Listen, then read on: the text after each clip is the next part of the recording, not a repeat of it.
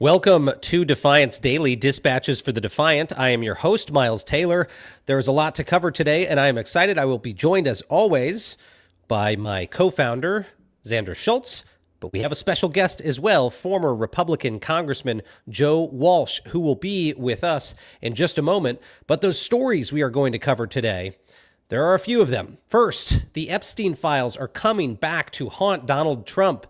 If you didn't see it today, new photos were released by the House Oversight Committee, raising new questions about Donald Trump's conduct with young women and new reasons to doubt the threadbare excuses coming out of this White House that the president barely knew the world's most notorious sexual predator. Donald Trump is also inventing new presidential powers this week. He claims to have pardoned a convicted 2020 election denier who is serving time in Colorado, even though the president's pardon power doesn't work for state crimes. And we have new reporting out of the state of Indiana, where lawmakers delivered a historic rebuke of Donald Trump last night, as we covered, rejecting his efforts to gerrymander the state to squeeze two more GOP seats out of the state for the 2026 midterm elections. But that rebuke, folks, came at a cost, and we're only now just getting a full sense of what Republican lawmakers in the state of Indiana were facing, the threats from Donald Trump and his allies. And we'll get to that. And finally, we have more on the Abrego Garcia story. Now, that wrongly detained Maryland man who was sent to an El Salvadorian prison this year, then brought back to the United States at orders from a federal judge, was released yesterday. But there were already worries in the hours after that release, which we reported on live last night, that ICE would try to take him back into custody. So today, a federal judge issued an order to stop that from happening. And Garcia made his first public remarks, which we are going to share with you here on the program. This is Defiance Daily, Dispatches for the Defiant. So let's kick off with that first story of the day, the big story of the day, the new developments in the Epstein saga. This morning, the proverbial thorn in Donald Trump's side surged back into the spotlight once again, and KTLA-5 has the story. And also developing this morning from Washington, House Democrats are now releasing a host of new photographs from the estate of the late sex predator Jeffrey Epstein. And among the new images are pictures of Presidents Trump and Clinton. The context of the photos is not known right now. In a statement from Democrats on the House Oversight Committee, they say lawmakers have received 95,000 new photos from Epstein's estate. They say the pictures, quote, raise even more questions about Epstein and his relationships with some of the most powerful men in the world. Also among the photos released are White House advisor Steve Bannon, Microsoft founder Bill Gates, and director Woody Allen. All have denied any wrongdoing in relation to Epstein. Now, folks, while it's reported that the photos don't show any evidence of wrongdoing, I will say, having looked at them, they certainly continue to destroy Donald Trump's narrative that he hardly knew the convicted sex offender and was not a fan.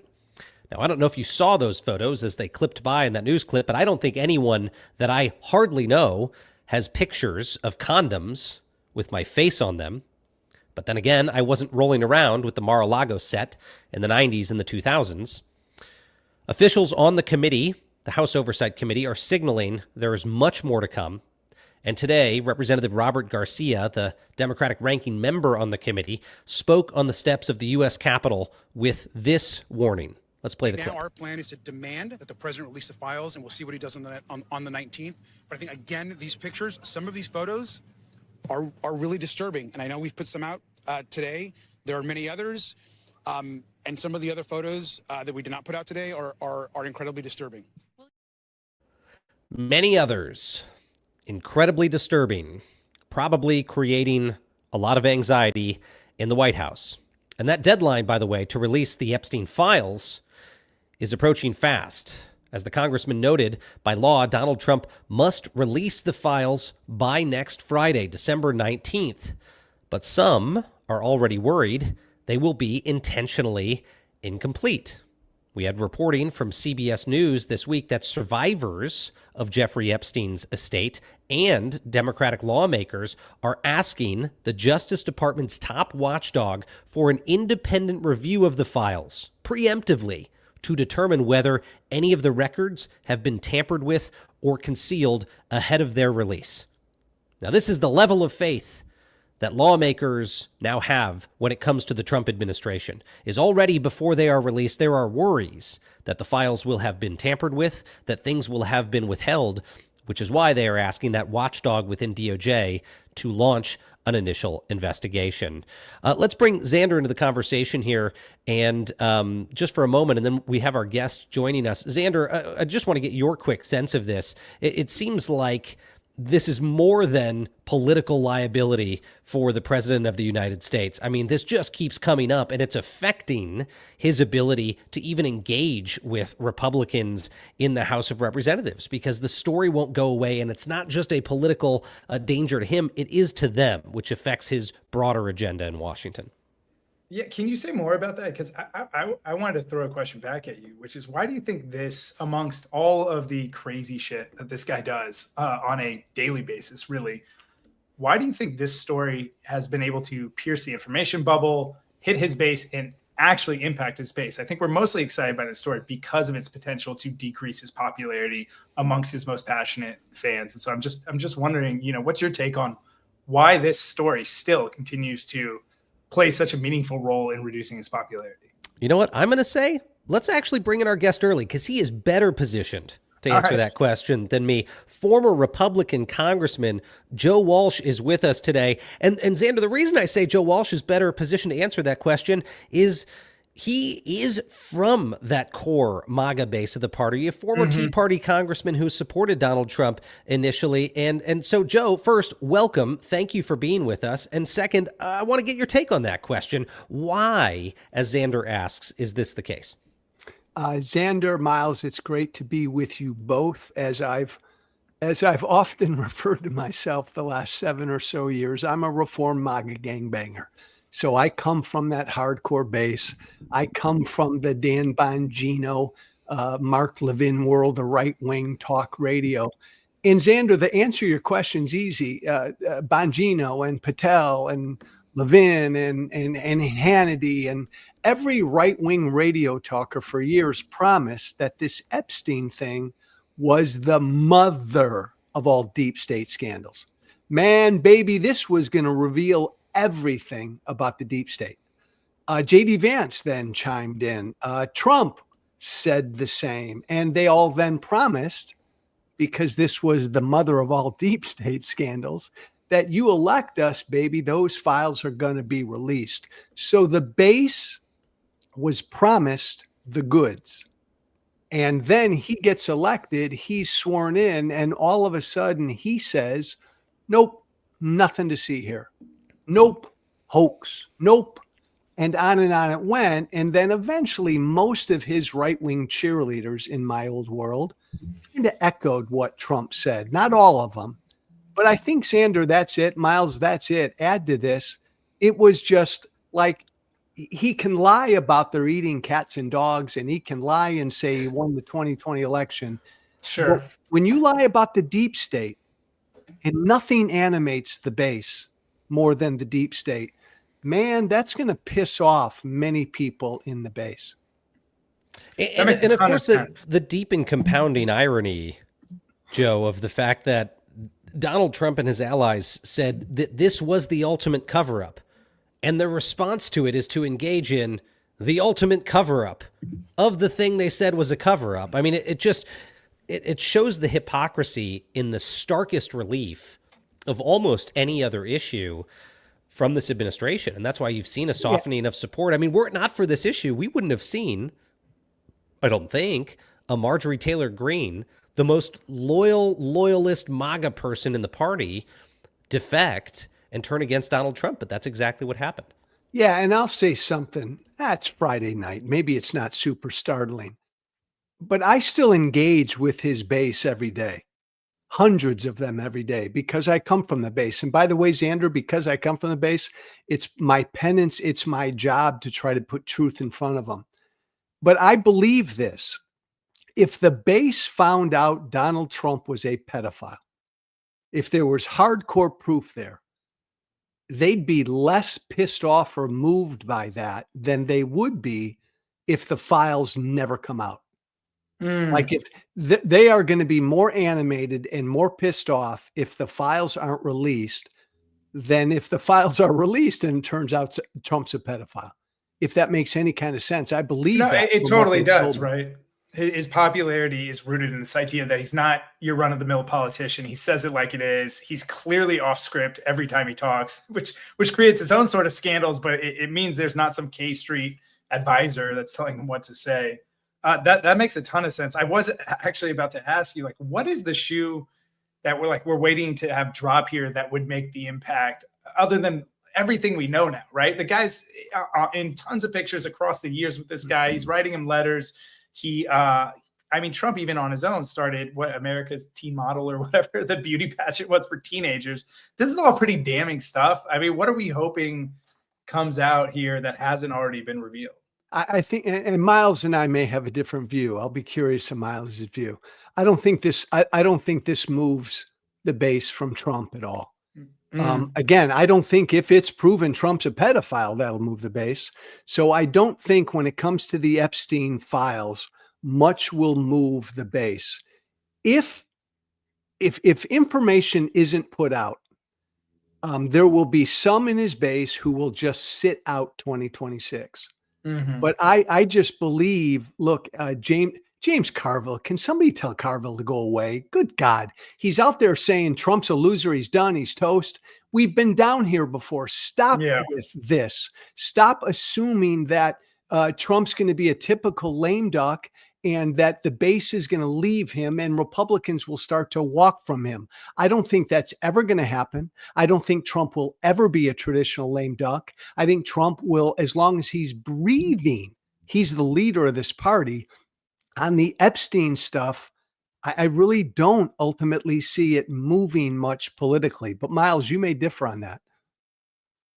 Well, look, I'll say this. I don't think anything could happen with the Epstein files that causes Trump to lose the base. It could be the most damning video that comes out and people would convince themselves it was doctored or it was fair or, and I hate to say it, it's because people believe what they want to believe and they want to believe Donald Trump is their savior. And so they will tell themselves whatever story they need to.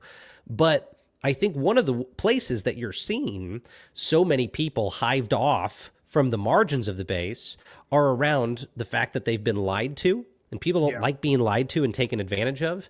And people are now hearing from the victims, and the wholesale dismissal of these victims is pissing people off. A lot of folks who are his supporters, they've got daughters, they've got families, and they're seeing these victims come out there and thinking, gosh, this is pretty bad. It's not just about you, Donald. It's not just about whether your name is in these files. It's about justice overall for these victims. And yet it seems like you are sitting on this stack of files because you're worried about what it means for you.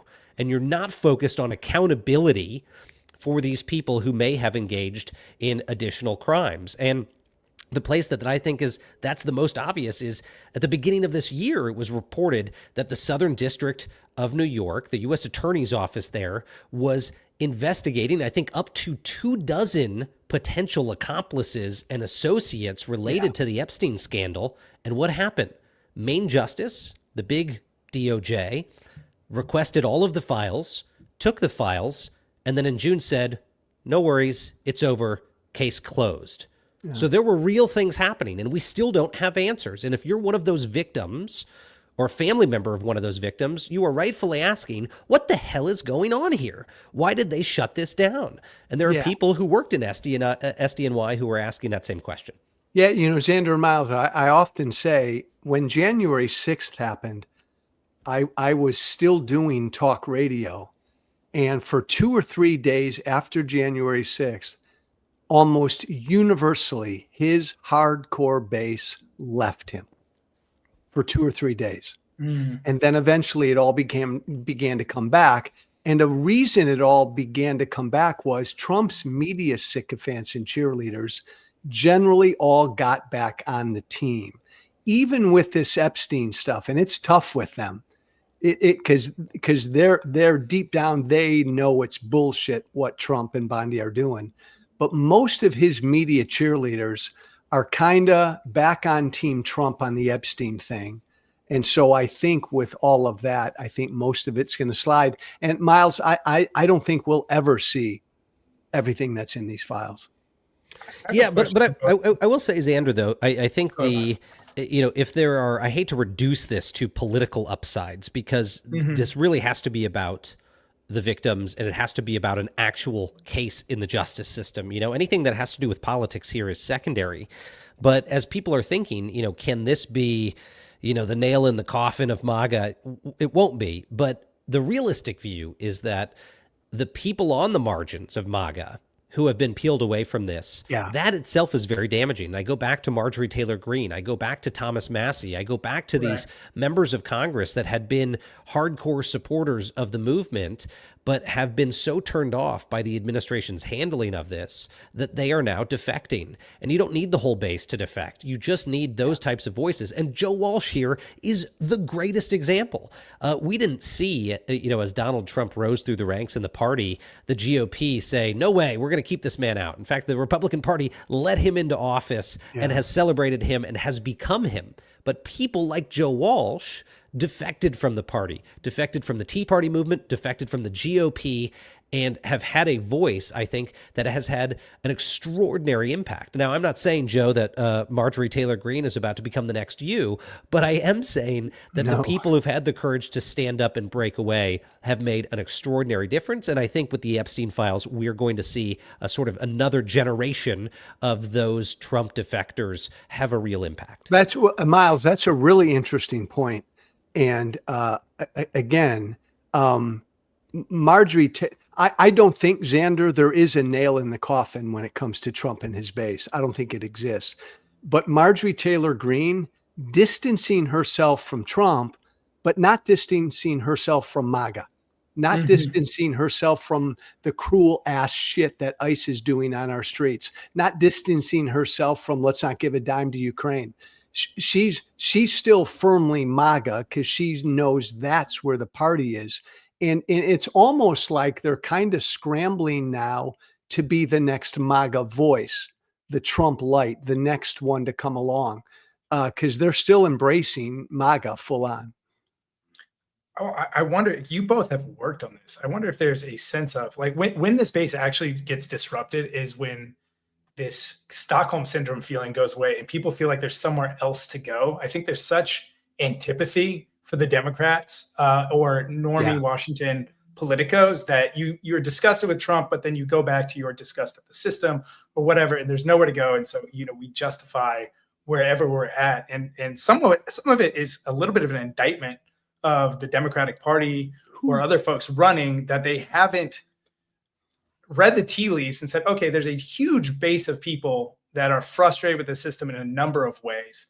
Whether it's all the competition domestic labor's faced through globalization and immigration and being able to speak to that competently, the forever wars, a lot of the stuff Trump had no interest in solving, but he ran on. Yeah. I think the lack of movement shows that there hasn't been counter infrastructure that's been able to learn enough from the lessons of Trump's popularity in talking about these things and take an ethical stance and an ethical vision in those issues. And so maybe we'll start to see, and I'd love your take on this. I mean, Miles, you built another political party. Joe, you're active in this fight. Is that when we'll maybe start to see like a real chipping away of his base? Well, Xander, such great stuff. And by the way, I had a birthday last week. My 6-month birthday. I've been a Democrat for 6 months. How fucking weird. Happy birthday, baby boy. Is it like AA? You get a token. Xander, I can't tell a lie. It's still weird. I mean, from the Tea Party to the Democratic Party in 12 years. But that's my biggest beef with my new party is that I think, and again, you two are smarter than I am. You may disagree with me. I agree with you that I'm smarter than you, but continue. Well, you are smarter than me. I wholeheartedly agree with that. I think the days of just a Democrat standing up and saying Trump is bad and you're going to win just saying that, I think those fucking days are over. Democrats got to be something. I campaigned every day last year for Kamala Harris. And Xander, what I heard every fucking day was from voters in Pennsylvania and Arizona, Trump's an asshole, Joe. I know that, but Democrats are out of touch. They look down on me. I heard that from every voter in the middle. So Trump's proved the past year that he's a dangerous asshole again. They all know it. We all know it. But Democrats got to prove, man, that they're not out of touch and they get it.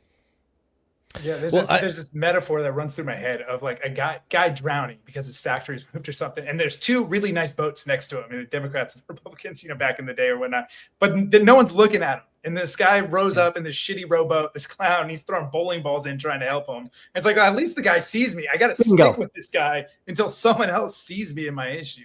Go ahead, Miles. What were you going to say? Well, no, I was just going to say, before we let you go, Joe, I mean, a big picture final question for you on this front about the broader defiance that we talk about here. People, whether they are Democrats or Republicans or independents, willing to stand up to this administration. By the day, it seems like that defiance is growing. And I was with you a few weeks ago. We were both speaking at an event in Pennsylvania, and you gave an extraordinary fiery speech to people that if I could sum up the whole thing, it was basically, look, it's not inevitable that y'all get to keep your republic. You have to make that choice. You have to be brave. You have to be out there. And people have been very scared for most of this year. Even people who were out there on that campaign trail with you in 2024 for Kamala Harris, even former Republicans who'd spoken out against Trump. Once he came back, so many of them feared continuing to speak out. Why? Because they didn't want to end up like you or me. They didn't want to end up under investigation, ostracized from the party, and they went silent. But now that seems to be changing. I want to get your state of play on the broader defiance in this country. How's it looking? And what do you think still needs to be done? Well, I'm going to say two things, and I'm going to compliment the hell out of both of you in the last thing I say. I think Democrats should have a really good fucking year in 26, and they have a chance to have a really good fucking year in 28. But our democracy is teetering. And Miles, I believe it's an open question as to whether this republic survives. And I need my new fucking political party to understand that and get that and really believe that. And even if they win, there's no kumbaya, we're all going to come together. My former political party, and I cry weekly when I think about this, is a full-on anti-democracy party. I believe it's a fascist party. That thing needs to be defeated. And just taking back the House and putting Hakeem Jeffries as speaker, that ain't going to defeat fascism. It's not just, we got to win the elections, but it's not just about the elections. Fascism is here in America, and it needs to be defeated before there's any kumbaya coming together. And I think Democrats need to get that. Final thing I'll say, I adore what you two are doing with Defiance, because you two know I do it as well as anybody. You two both are really damn good at it. Every morning we wake up, we have that cup of coffee, and we righteously bitch and moan righteously about what Trump's doing, about what's going on every day in this country. And every day we righteously complain and we righteously get pissed off. And there's nothing wrong with that. But do something. And that's what I love about what you two have started with Defiance. When people ask me what Defiance is, I said it's about doing things. Still get righteously pissed off every day, but defiance.org is about actually doing things to resist and supporting people out there who are doing things. Miles, Xander, we got to move beyond the just, I'm so pissed off at what Trump's doing. We got to do things when it comes to resistance. And God love you both, because that's what Defiance is doing. Former Republican Congressman Joe Walsh, I'm a huge fan, my friend. Very grateful for you, your courage. You are an example of what it means to stand up and to speak out and to be brave. And we're so glad to be friends with you and to be in this fight with you. Man crush on both of you. Great to be with you guys. See you, Joe. Oh, man. How do you continue after that? Joe Walsh, great to see him. And look, I'll say this. As Donald Trump tries to bury his relationship with Jeffrey Epstein, that story we were talking about as Joe came on, there is another conspiracy theory today that the president continues to bear hug. And I don't think anyone's surprised by this, but it's the 2020 stolen election myth, which is still alive and well in his head. And I say it's a myth because I know with total certainty that the 2020 election was free and fair and secure, as my former colleague Chris Krebs declared. And Donald Trump, now this week, is trying to pardon an election denier who cannot be pardoned by the President of the United States. ABC News affiliate Denver 7 broke down this conundrum. Watch the clip. President Trump says he is pardoning former Mesa County Clerk Tina Peters. She's serving a 9-year sentence in a Colorado prison for Colorado state charges for her role in an election security breach. Again, and we can't stress this enough, Peters was convicted of a state crime, not a federal crime. The American Bar Association says that the president cannot pardon someone for a state crime. The president announced the news in a post on Truth Social, calling Peters a, quote, patriot who wanted to make sure our elections were fair and honest. Both President Trump and Peters have falsely claimed that the 2020 election was stolen. Denver 7 reached out to Denver-based civil rights attorney David Lane. Lane called the president's actions, quote, purely performative, adding, quote, she, Peters, is not charged with any federal crimes. She is not convicted on any federal crimes, and President Trump has no ability, he says, to stick his nose into the Colorado justice system. We also heard from U.S. Senator Michael Bennet. He said, quote, Trump's corrupt and political attempts at a pardon won't work here. Once again, if you can't do the time, don't do the crime. All right, folks, let's recap what's at play here, because you may not have been familiar with the Peters story. Now, Tina Peters was an elections clerk who prosecutors say stole a county employee's security badge in 2021 to give an associate of the MyPillow CEO, Mike Lindell, access to her county's voting systems as part of what authorities say was an effort to back Lindell's false claims about the 2020 election. And for that, she was convicted in August of last year, after screenshots of the election software later appeared on right-wing websites promoting election fraud conspiracies. But here's the real issue here, is Donald Trump is trying to literally rewrite the United States Constitution to save her. This isn't just a little tiny detail in the Constitution. This is in the text of the Constitution itself. Let me read to you from part of it. As Trump appears to be having trouble getting his hands on a copy, the relevant portion of the Constitution, when it comes to the president's pardon powers, reads, "The president shall have power to grant reprieves and pardons for offenses against the United States." Against the United States are the operative words here. Federal crimes are what Donald Trump can pardon. Although his Truth Social post might lend thoughts otherwise, Trump is aware of this detail. He even attempted to sidestep the Constitution last month when his administration and the Federal Bureau of Prisons issued a letter to the Colorado Department of Corrections seeking to transfer Peters from state into federal custody. Now, that was denied. Of course it was denied, because she hadn't committed a federal crime. She'd been convicted on a state crime.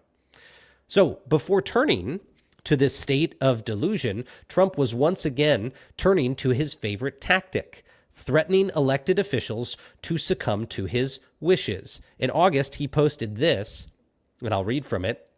"Let Tina Peters out of jail right now. She did nothing wrong except catching the Democrats cheat in the election. She is an old woman and very sick. If she is not released, I'm going to take harsh measures."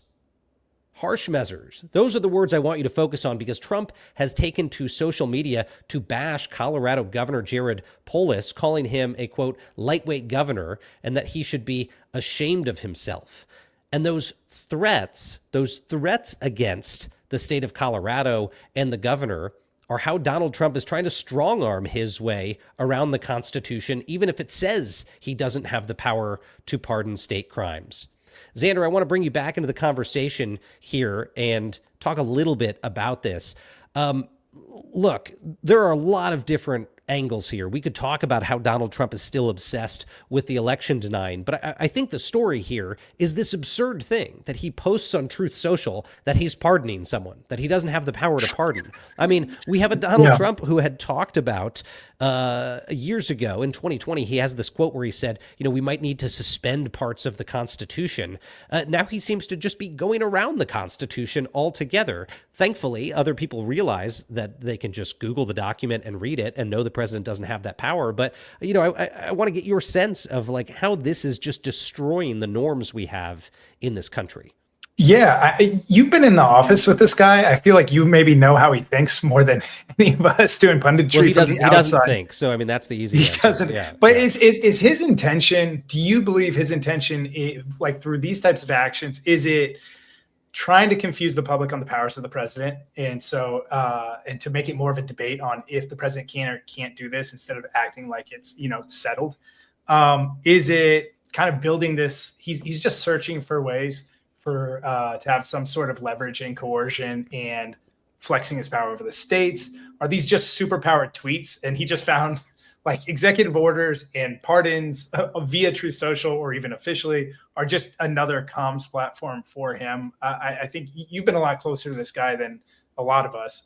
What's your take on it? What is his strongest underlying intention in these actions? Yeah, I mean, look, Donald Trump does not believe in the law. Donald Trump does not believe in the law, and he believes that whatever he says is the law. That's not an exaggeration. Any supporter of his who thinks otherwise has clearly not been reading what their man says. Just follow what he says on Truth Social. He doesn't believe in or respect the law and the Constitution, and he has this long-standing belief that was imparted to him by some of his mentors that big lies are your ability to shape reality, that if you say something and you steadfastly insist that it's true to a lot of your followers and supporters, it will become true. And he has stuck by this throughout his business career into his first and second presidency. And look, I think he imagines he can get away with it. He can create this illusion that he has powers that the Constitution doesn't confer on him, and that if people don't believe him and respect that insistence that he has these powers he doesn't have, well, then he's going to punish them. So, it's putting that notion out there in the world, but also backing it up with threats. And then look, if, Colorado had complied because they said, we don't want this headache and we're going to find a way to transfer her into federal custody or just find a way to, release her so that we don't have this problem with the president, then Donald Trump will have effectively made it true that the Constitution allows him to pardon state crimes, even though it doesn't, because he will have shown that he can claim it, he can demand it, and people will do it. And that makes it so much easier for him to do the next time. So that's what I think is going on here. And I'll also say, Xander, I think this is a good opportunity to point to the fact that this is why we're here. This is why we're fighting. Like we were talking about with Joe Walsh, is these abuses of power are not just political disagreements with the president. I remain a conservative and vastly more conservative than Donald Trump is. And I want to see a conservative agenda in Washington. That's not what we're talking about here. We're talking about a man who flagrantly and daily is violating the law and the United States Constitution. And we got to call it out. And we have to stand up against it. So I'll just say, to folks that are watching right now, before we go on, check out what we're trying to do at defiance.org. And please like and share and subscribe if you want to be a part of this fight with us. And Xander, I'll throw the microphone over to you if you have anything to add on that front. But I think this type of story is exactly what we need to hone in on to make sure that people don't just have this get lost in the news cycle, that the president is directly going around the United States Constitution. That was an incredibly clarifying answer. The guy is just going to pretend he's a king. And in pretending to do so, every once in a while, the places that you would hope would resist won't. And he is given the powers of the king, which is really interesting. I think my mind when I'm looking at this goes to how unfortunate it is that Trump has really seized a healthy criticism of our democracy, a desire for our democracy to function a lot better, and turned it into this witch hunt for non-existent issues. When, just yesterday we were talking about the issue of gerrymandering. There's campaign finance issues. There's a number of issues. There's, the donation rules are out of control now. There's a number of issues facing our democracy, access to the polls, that we should be taking on, the corruption in Washington and lobbying, et cetera. And it's just unfortunate because there was an alternate future where there was this broad bipartisan coalition. Both sides are frustrated with the way Washington works. Both sides are frustrated with the corruption in democracy that is real. We could have had a awesome unified pro-democracy movement. And this guy, like in many other ways, has taken a real grievance and then contorted it into something that suited him instead of helping us move the country forward, which, I should not have that expectation of him at this point. Well, and this next story, Xander, I'm going to bring you back in on too, because I think it fits in the same theme, which is that Donald Trump has shifted into full-on mob boss mode when it comes to the execution of his duties. And he's trying to intimidate his way past the courts and intimidate his way past the Constitution and anyone who stands in his way. But I will say that didn't work out very well for him last night.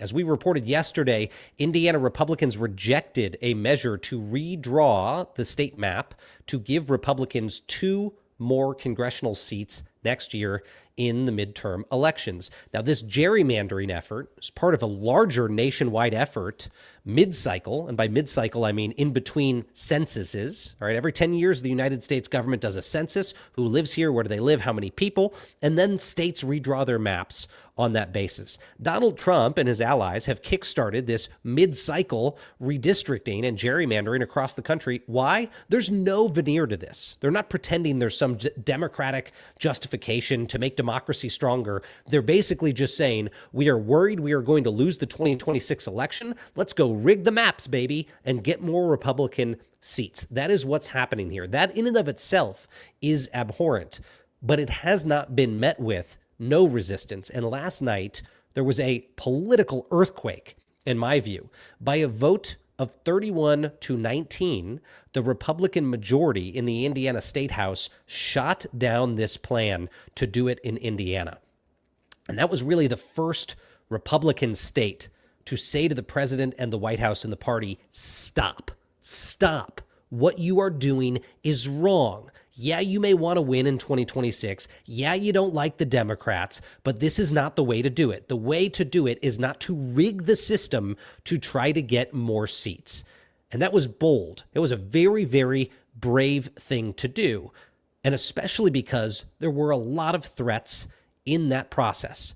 Donald Trump himself personally threatened those lawmakers. J.D. Vance himself, as recently as yesterday, threatened those lawmakers. Conservative groups like Turning Point USA threatened those lawmakers. Even Heritage Action warned yesterday that if those lawmakers didn't vote the way the White House wanted them to vote, that Trump would withhold all federal money from the state of Indiana. I want people just to think about that for a second. That is total mob boss behavior. I don't care if you like the guy or don't like the guy. You cannot possibly believe, if you like Donald Trump, that you want the other party to be able to do that when they have the presidency. And if you don't like Donald Trump, you cannot possibly think that this is okay for him to say, we're going to take away money for your roads. We're going to take away money for your schools. We're going to take away money to protect you from terrorist attacks because you're not giving the president more seats in 2026. If this was the only controversy during the entire second Trump administration, it should be and would be career-ending. But in the era of Trump, it apparently is not. And so people have to stand up. And that's exactly what happened last night in the Hoosier State, is Republicans in Indiana defied the White House anyway.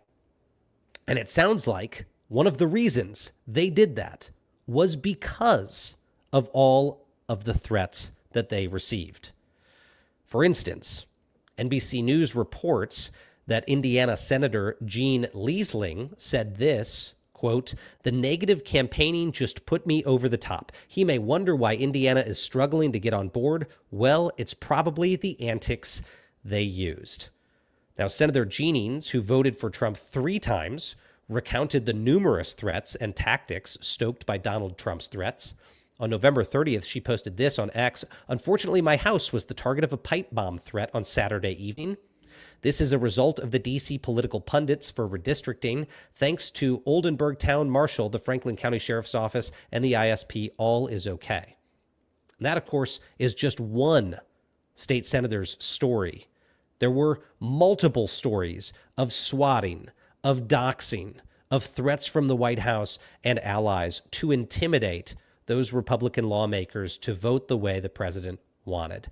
And those Indiana Republicans last night showed the courage to do the opposite. Xander, I want to bring you back in on this one. You and I have personally talked a lot about political violence in this country. You and I have talked in difficult moments for my family when we have been receiving death threats and attacks and have had to secure our property and the premises and, get my wife and baby to a safe place. This is real and it's everywhere, but it's so extraordinary to see it happen with the president against members of his own party who are elected lawmakers, and then to also see them, for what feels like the first time, so actively resist it. You're muted, Xander. Sorry about that. This has so much to do with the existential language he uses, right? His followers are not only passionate followers, but he constantly tells them that the country will be destroyed if his entire agenda at every turn isn't followed. And it speaks to how many Americans are living on the fringes that, are in a rough enough way that they believe that, and they're willing to do things like threaten this lawmaker, which is freaking terrifying. And, you and I have talked about when you've had moments like that too. It's scary, scary stuff. Yeah.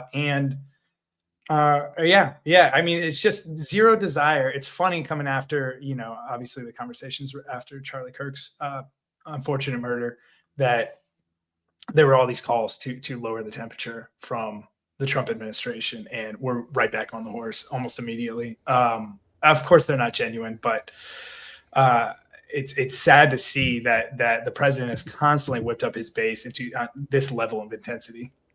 Well, and one of the things that frustrates me about all of this, I am encouraged that in my home state, we saw this courage from Indiana Republicans, but I'm really disappointed in Republicans in Washington who largely said nothing as these threats were coming in the state of Indiana.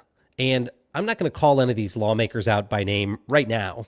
I probably should eventually, but there are federal level lawmakers who said they were going to Washington, D.C. to call the balls and strikes, including against Donald Trump, when he foments things like this, threats to their friends and colleagues back in places like the state of Indiana. They said they would call the balls and strikes, but then they're silent.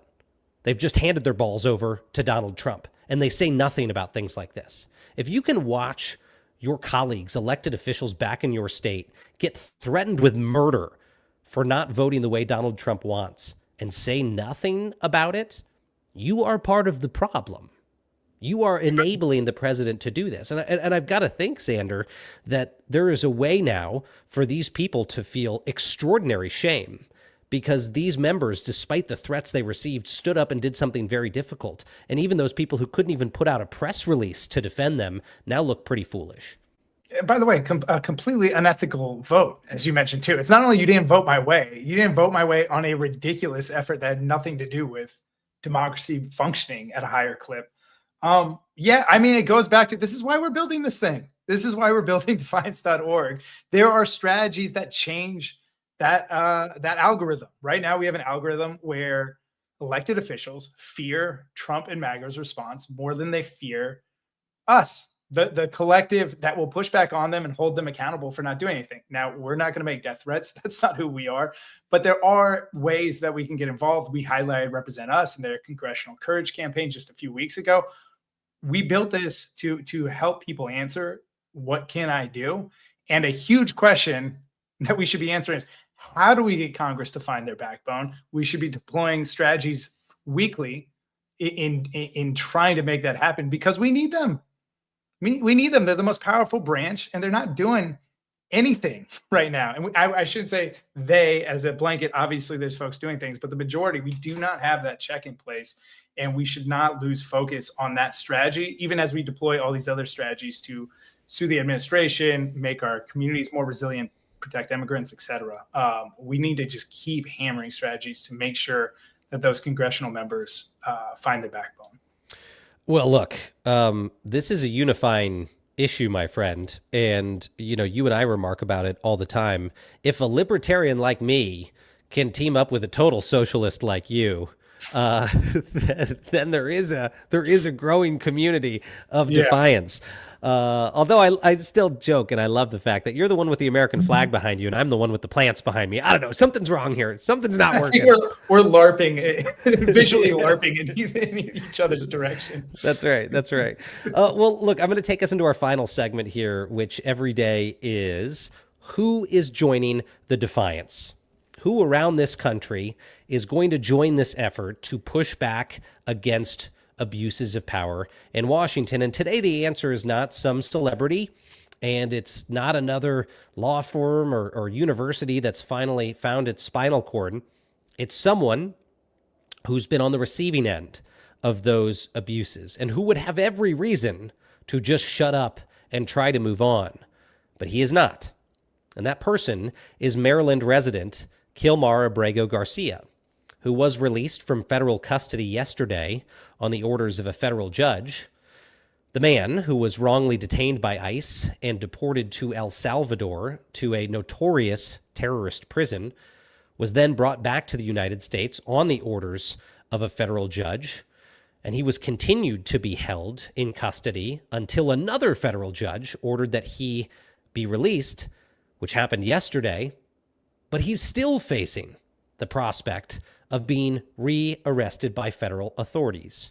Why? You may be asking that question, and I'll tell you why. Because this administration sees Abrego Garcia as a symbol of unchecked presidential power. They do not like it that the courts found he was wrongfully detained, that the courts found he was wrongfully deported, that he was wrongfully placed in a foreign country's terrorist prison, and then brought back to the United States. But now, a federal judge has issued a restraining order against ICE, preventing them from re-arresting Abrego Garcia, which was a worry today. Now, that husband and father spoke for the first time publicly in the wake of his release. He's vowing to fight back. And we're going to play you that clip right now. Y ahora estoy aquí de pie frente a ustedes y la lucha seguirá. Yo seguiré de pie, no le bajaré la cabeza a nadie. Siempre estaré de pie sobre todas las injusticias que ha hecho este gobierno. I stand here today with my head held up high, and I will continue to fight and stand firm against all of the injustices this government has done upon me. A brave move today. A man who is facing, again, the prospect of rearrest, were it not for a temporary restraining order from a federal judge, the prospect of rearrest, speaking out, saying he's going to continue to fight those injustices. So the answer to the question, who is joining the defiance today, is Kilmar Abrego Garcia, a man who will not let his unjust detention, deportation, and imprisonment be forgotten. I'm going to bring Xander Schultz back into the conversation here so we can take some viewer questions before we wrap for the day. Xander, as I scroll through the questions here, anything to note on the Abrego Garcia case? I mean, I think this one has been extraordinary. You know, there are so many immigration cases here where the administration has overstepped the law, but this one really is the hallmark case from this past year. I mean, talk about a guy meeting the moment. This is just a guy, right? This wasn't an ambitious guy that wanted to be doing national press conferences. You and I have both had our own personal moments like this. You know, when my father was murdered in 96 by a member of the DuPont family, it was one of the leading news stories in 1996. And then again, when they made a movie on it later, and all of a sudden we were doing these, right? Foxcatcher, correct. Foxcatcher. We were doing these press conferences in front of the world. My dad's funeral was broadcast in like 95 countries. And my mom, up to that point, was a wrestler's wife. And all of a sudden she was thrust into this moment. And it's hard, and most people don't want to be there. You add the political consequences to him speaking the way he's doing. It's just really impressive, right? It's really impressive when people who want to be doing it their whole life are doing it well. It's doubly impressive when someone's being targeted and threatened, takes the ball and runs with it like he's doing. We're lucky to have him. Well, I mean, I would echo what you said. Your family knows the experience of standing up in really difficult times, and I think that's echoed in what we saw him do today. We've got a number of different questions here. If you're a member of defiance.org or a subscriber, please place your questions in the chat on Substack, and we'll take a few of them. Colleen asks, looking way down the road, could all of this lead to more compassionate politics? A natural law is the pendulum swings? ? I'll throw that one to you first, Xander. What do you think about that?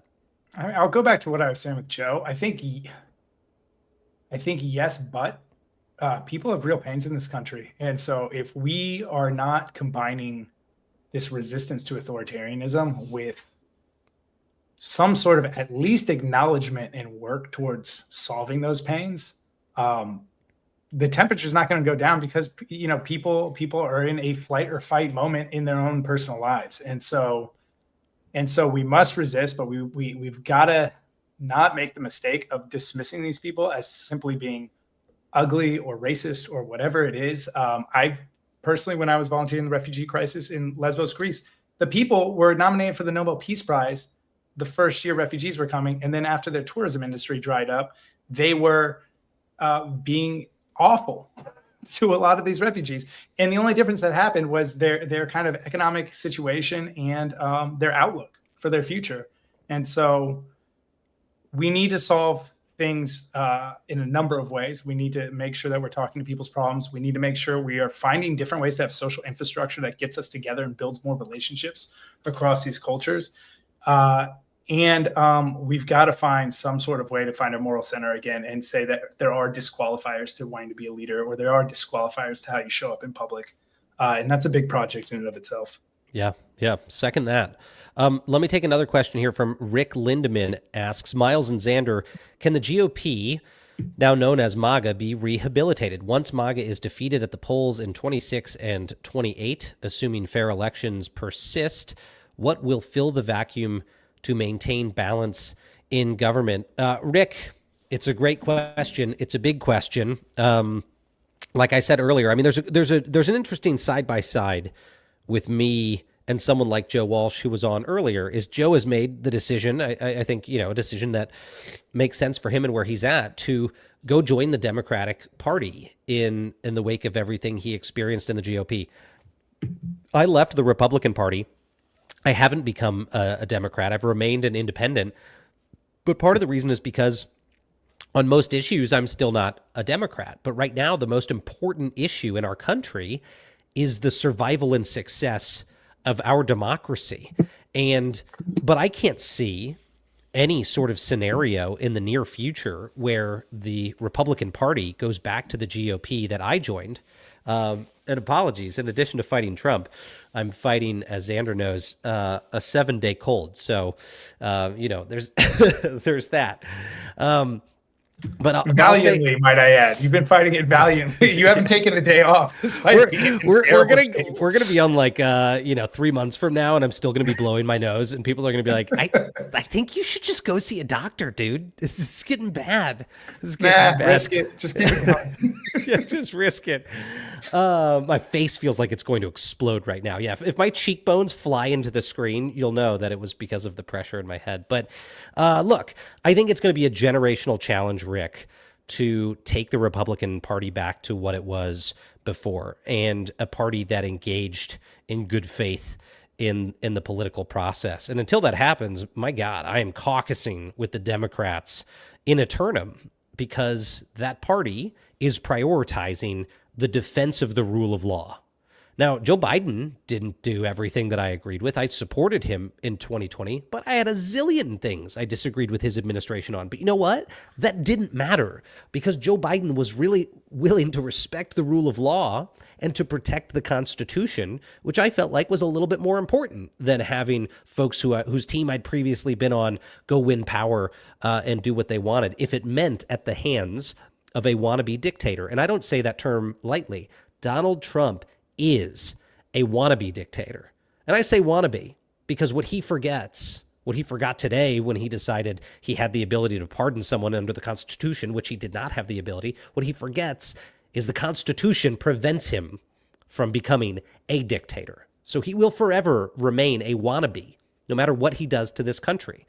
Because even if he destroys the document himself, even if he took bulldozers like he did to the East Wing of the White House, had them go down to the National Archives and bulldozed it and destroyed the U.S. Constitution, he would not be able to destroy the fact that that binding document is our civic compact. We have all effectively signed it. He can't make it go away as much as he is trying to make it go away. And I think that because we have had a leader of that party so hostile to the Constitution itself means there is going to be a generational reckoning to get that party back on the rails. Now, I hope it could happen sooner than that. I mean, we saw the transition from Tea Party GOP to MAGA GOP happen in just a number of years. I mean, 2012 was the banner year of Tea Party elections, and then Donald Trump becomes president 4 years later. That's a really fast turnaround. But I think the repair of the party is going to take much, much longer than 4 years or 10 years. I do think it's going to take a whole generation of new folks to come up in the GOP and say, hey, you know what our party platform should be? That old dusty document that was written 250 years ago. That should be our platform. Why don't we try following that first, and then we can focus on the other things. Let me take another question and throw it to you, Xander. Let's see. I'm scrolling through the chat here. Love the comments. I'm having a great time being in the chat. This is my first time having the yeah, in the chat. Let's see. We've got Anne. Anne asks, I have friends that always say, I don't follow politics. How do you get people like that to pay attention? Xander, I think your answer is you show up at their house with glitter bombs and you say, I will do this every day and I will glitter bomb your house until you pay attention. That's the answer, right? I mean, as is most political strategies, it's centered around glitter, of course. No, I think the answer is, I mean, hopefully what our Defiance members are doing which is like you mostly do things because your friends and family are doing it or recruiting you into it and has some implication and you build a community around it. And so you and I can only take this movement so far. It's true for any candidate who has aspirations, who wants to win. Bernie can only go so far unless he create a bunch of Bernie bros who are telling their friends about it and are excited. And so we're trying to create a pro-democracy version of that movement, a non-candidate version of that movement. But it's really reliant on you all saying, look, we're doing this thing over here. It's active. People, you're texting, we all have friends who are texting us every day, these crazy articles that we're all seeing. You only have to pay $1, as little as $1 to be a part of this. But it's really up to all of us to recruit our friends and families and those that are persuadable.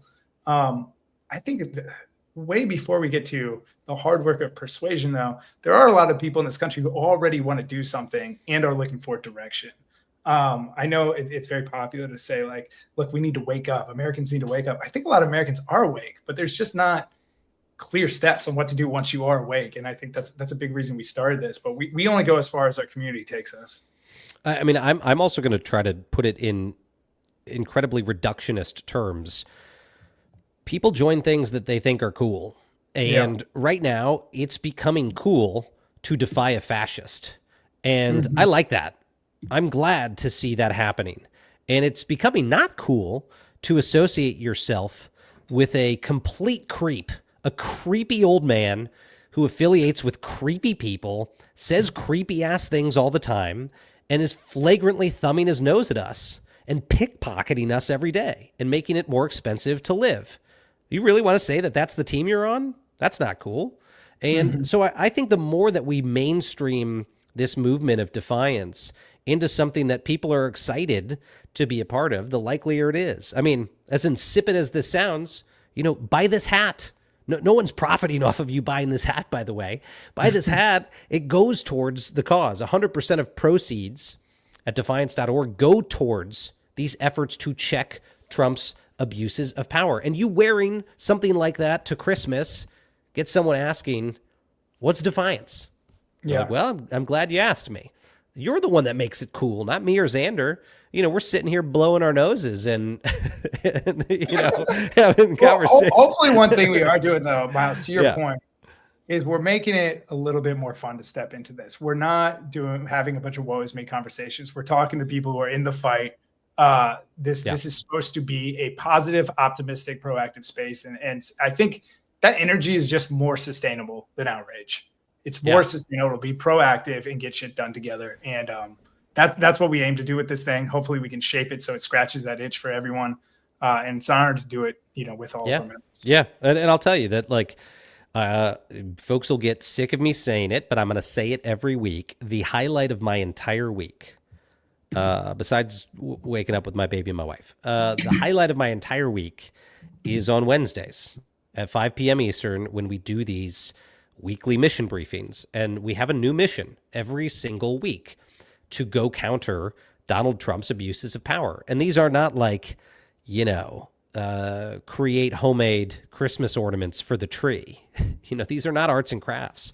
We are going and doing serious things to protect whistleblowers who are coming out and disclosing presidential misconduct, to hold Trump's corporate enablers accountable, to file offensive lawsuits against constitutional violations that this administration undertakes. And in just not even quite 2 short months that this club for courageous Americans has existed, we have gone and supported a vast array of groups and folks and efforts on the ground to do that, and spun up some of our own. So I'm incredibly proud of those of you who are a part of this effort. You are making this all possible. I will say, if you're watching this on Substack, please hit the heart button or another platform, the like button, if you enjoyed today's episode. Doing that can help us share this out to more people to try to get the Defiance in front of more people. And again, remember, as always, 100% of subscriptions to defiance.news on Substack go to our parent, defiance.org, our action arm for fighting back against Donald Trump's abuses of power. So please become a paid subscriber if you can. Head over to defiance.org if you have not already. And stay tuned, because next week on that weekly mission brief on Wednesdays, we have a very big announcement to make. And I'm excited for you all to be a part of that. It's an effort for us to do the right thing, again, on another issue that matters, and to give our members, like we do every week, the opportunity to more personally engage in doing the right thing and pushing back against the lawlessness. So stay tuned. Otherwise, between now and then, join us every weekday at 5 p.m. Eastern for Defiance Daily, and make sure you subscribe to us on all social media platforms for the latest. I think on every platform we are at defiance.org, D-O-T, defiance.org. For now, this has been Defiance Daily, dispatches for the defiant. Thank you for joining us. Stay loud, stay brave, and stay together.